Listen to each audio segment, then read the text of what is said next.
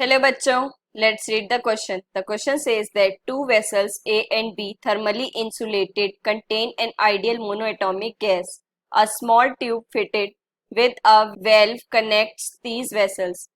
Initially, the vessel A has 2 liters of gas at 300 Kelvin and 2 into 10 raised to power 5 Newton per meter square pressure, while B vessel has 4 liter of gas at 350 Kelvin and 4 into 10 raised to power 5 Newton per meter square pressure. The valve is now opened and the system reaches equilibrium in pressure and temperature. The new pressure will be 310 divided by 93 into 10 raised to power n newton per metre square. Find n. तो देखो बच्चों, सबसे पहले की concept है हमारे पास, that is ideal gas equation and then internal energy. ठीक है बच्चों. तो देखो बच्चों, सिचुएशन कुछ इस तरीके से गिवन है. हमारे पास टू वेसल्स है ए एंड बी. ये इंसुलेटेड है. ठीक है बच्चों, मतलब कि यहां से आपकी हीट ट्रांसफर नहीं हो सकती. ठीक है बच्चों. सो अब देखो, ए जो गैस है ये कितना है, 300 केल्विन है. प्रेशर कितना है, 2 into 10 raise to power 5 newton per metre square और 2 लीटर. ठीक है बच्चों. सिमिलरली बी के लिए क्या है, 350 केल्विन है and that 4 into 10 raise to power 5 newton per metre square और लीटर कितना है, दैट इज 4 लीटर. ठीक है बच्चों. अब बोला है, ये तो पहले इंडिविजुअली ऐसे अपने अपने चेंजेस पर है, राइट. अब उसके बाद इन्होंने क्या किया है, इस इंसुलेशन को हटा दिया है, तो इसका मतलब एनर्जी फ्लो होना स्टार्ट हो गया है. ठीक है बच्चों. सो जब एनर्जी फ्लो हो रही है तो यहाँ से एनर्जी फ्लो होगी, एक इंटरनल एनर्जी. अब क्योंकि इंसुलेटेड है मतलब बाहर तो आपकी हीट नहीं जा सकती, राइट. पूरा इस तरीके से इंसुलेशन है हमारे पास. सो एनर्जी बाहर, energy can not be entered surroundings. ठीक है बच्चों. सो इसका मतलब विद इन सिस्टम रहेगी. सो हमारे पास internal energy is sum of individual energies, है ना बच्चों. इसका मतलब यू मिक्स जो होगा वो आपके पास कितना होगा, that is U1 plus U2. ठीक है बच्चों. अब जो बच्चों इंटरनल एनर्जी होता है दैट इज U, ये हमारे पास होता है that is NCVT, that is for gas. ठीक है बच्चों. और अगर लिक्विड की बात करें तो कितना होगा, that is MCT for the solid and liquid. ठीक है बच्चों.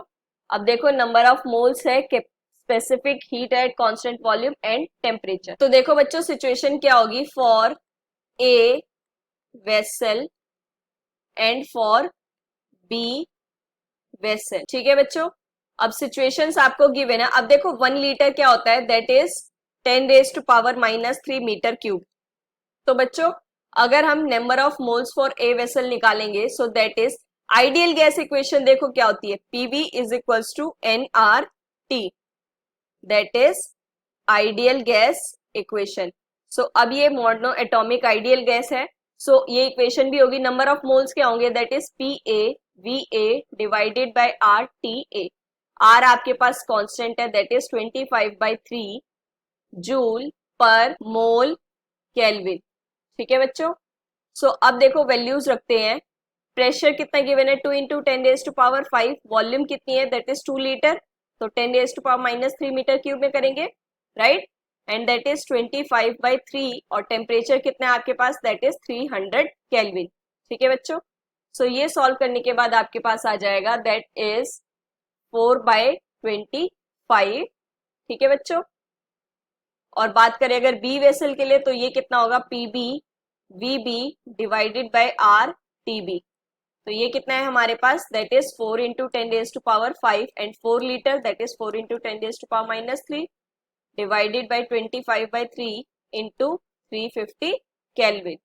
तो बच्चों ये कितना आ जाएगा आपके पास, that is 96 divided by 175. So अब देखो इंटरनल एनर्जी आपके पास कितनी थी, that is UA plus U B. तो ये कितना होगा, that is N A C V T A plus N B C V T B.